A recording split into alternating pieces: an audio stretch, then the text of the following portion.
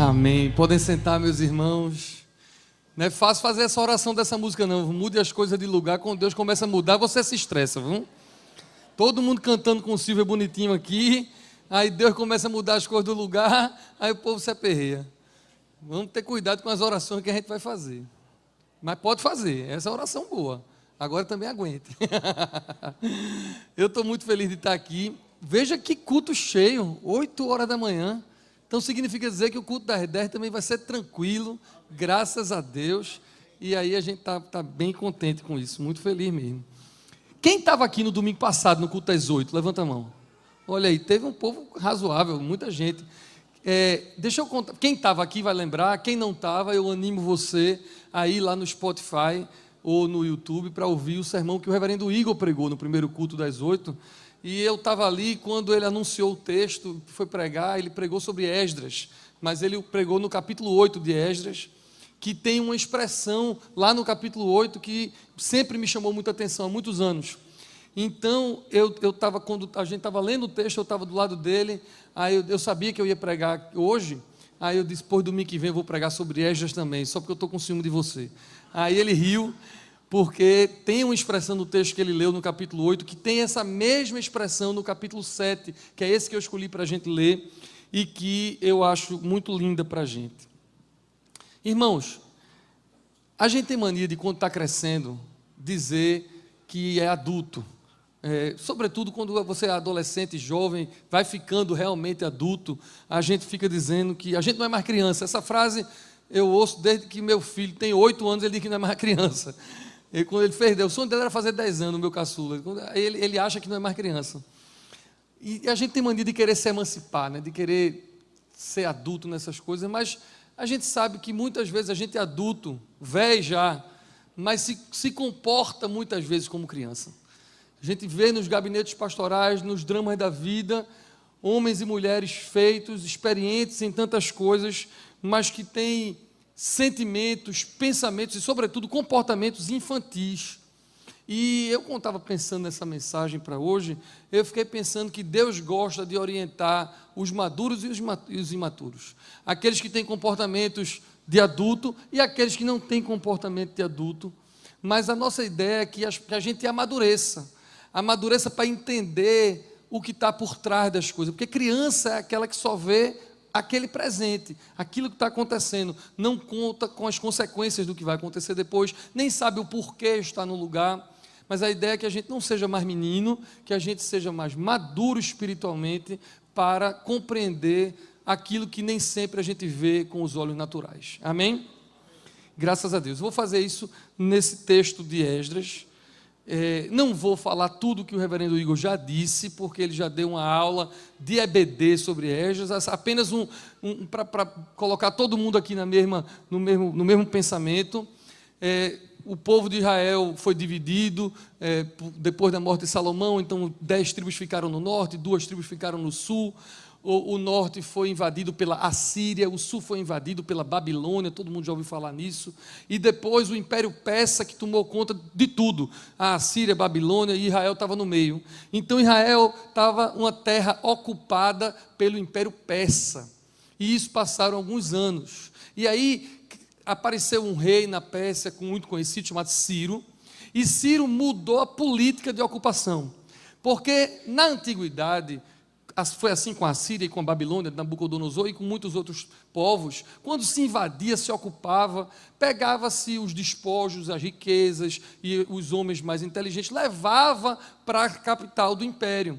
Isso foi assim durante muito tempo, mas Ciro entendeu que isso não era a coisa mais inteligente. Tanto é que depois de Ciro veio a Grécia com Alexandre e depois Roma. Roma instituiu a Pax Romana. Roma ocupava os lugares, mas não levava ninguém para Roma, porque não ia caber. Então Roma ocupava, mas mantinha a liderança local e tudo vai. Então Ciro foi quem começou a entender isso, e em vez de trazer todo mundo para a sede da Pérsia, Ciro começou a devolver todo mundo que tinha vindo cativo. Então Ciro começou a permitir que os judeus que tinham sido ocupados por Nabucodonosor da Babilônia voltassem para Israel. E aí, nessa volta, teve várias caravanas de volta da Babilônia 4 meses de viagem, mais ou menos, até Jerusalém. E nisso veio Zorobabel, nisso veio Neemias para reconstruir os muros, para reconstruir o templo. É o tempo dos profetas Ageu, Zacarias, que estão na Bíblia. E um desses homens que veio também, aí já não era mais Ciro, era o sucessor de Ciro, Artaxerxes, que depois de Ciro continuou essa política de deixar todo mundo vir. Então, um desses homens é Esdras. Esdras veio autorizado por Artaxerxes de volta da Babilônia para Jerusalém. E o objetivo de Esdras era ensinar as Escrituras, porque algumas pessoas que voltaram tinham como objetivo repopular Jerusalém, que estava dizimada, outros, como Neemias, construir o muro. Cada um tinha o seu objetivo. Esdras veio nesse tempo com um objetivo específico, ele era um escriba, para ensinar a lei de novo aos judeus. Mas eu contei isso só para você saber o contexto, só para você saber de onde vem Esdras e por que esse texto está aí na Bíblia.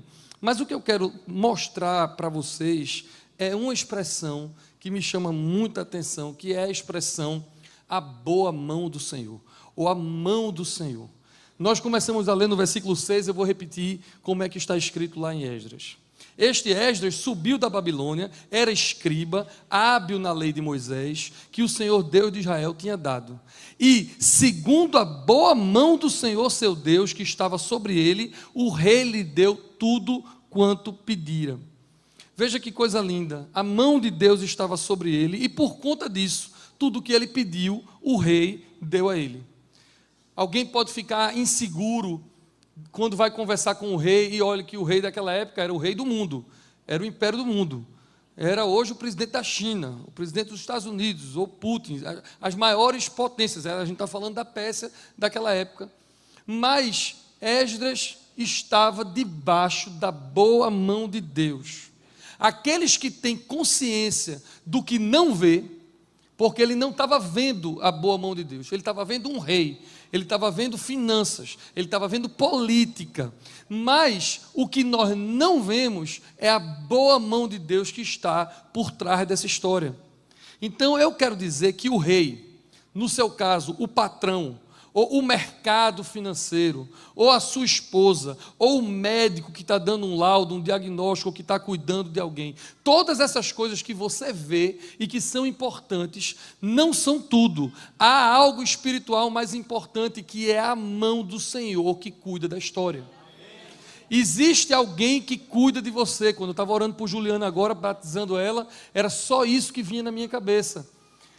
Eu não conheço toda a história dela, Mário é que conhece, mas o que eu sei que vale para ela, vale para mim, é que as coisas que a gente vê e que nos tocam, e quando eu digo nos tocam em todos os sentidos, elas são importantes, elas existem, mas há algo que a gente não vê e que também pode nos tocar, e a grande maturidade é quando a gente deixa isso que a gente não vê, que é o Senhor e a sua boa mão, nos tocar mais profundamente. Quando a gente for mais tocado por Deus do que pelo casamento, mais por Deus do que o dinheiro, mais por Deus do que a saúde, mais por Deus do que qualquer coisa, a gente vai ser mais maduro espiritualmente.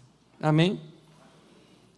Aí vem os versículos 9 e 10. Eu vou ler como tem aqui.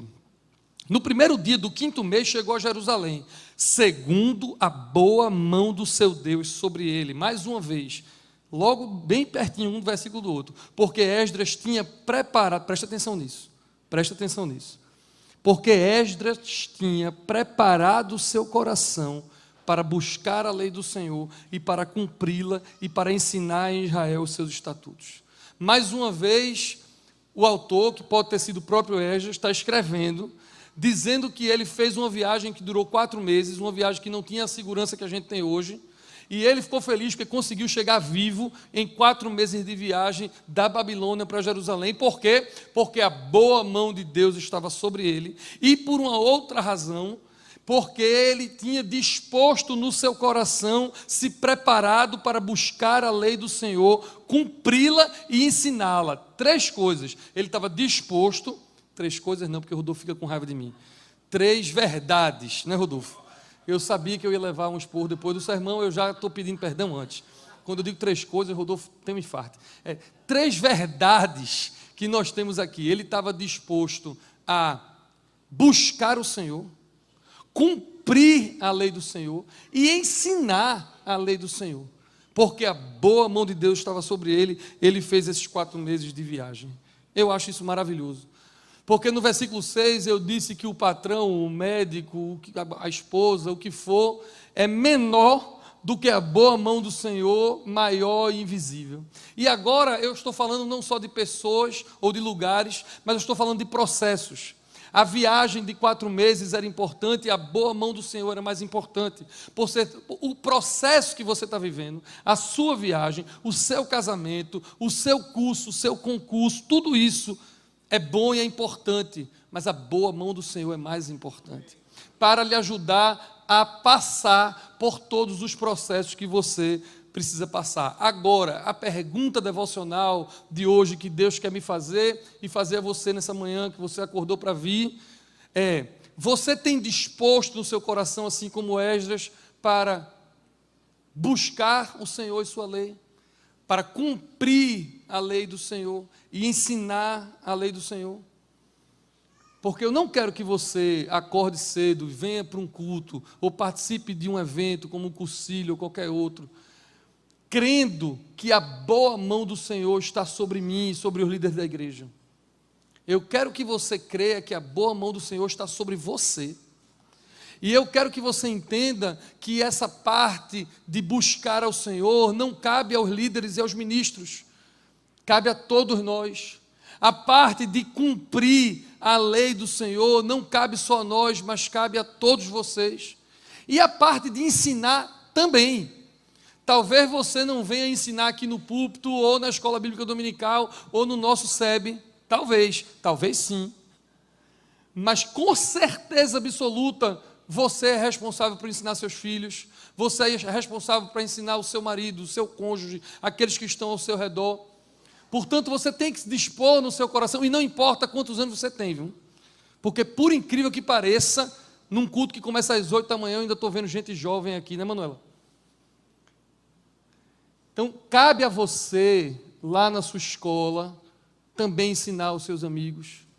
Cabe a você, na sua casa, estar disposto no seu coração, assim como Esdras estava também. Irmãos, isso que eu vou dizer agora é muito sério, porque isso não estava nem no esboço. Isso depois foi que anotei. Claro que eu quero, me sentindo eu, os pastores, os ministros, a liderança da igreja, claro que a gente se sente anfitrião. A casa não é nossa, a casa é de Deus, mas Deus nos deu para cuidar. Então a gente se sente responsável. Por isso que eu estou tão feliz de ver essa igreja lotada agora de manhã, porque eu sei que no culto de 10 horas também vai estar mais confortável. A gente se preocupa com o conforto, a gente se preocupa com se vocês gostam, se o louvor está bom, se o ar-condicionado está funcionando. Agora no inverno está, no verão a gente passa um calorzinho, mas no inverno está frio, não é que eu estou vendo vocês aí com frio, mas aí é São Pedro, né?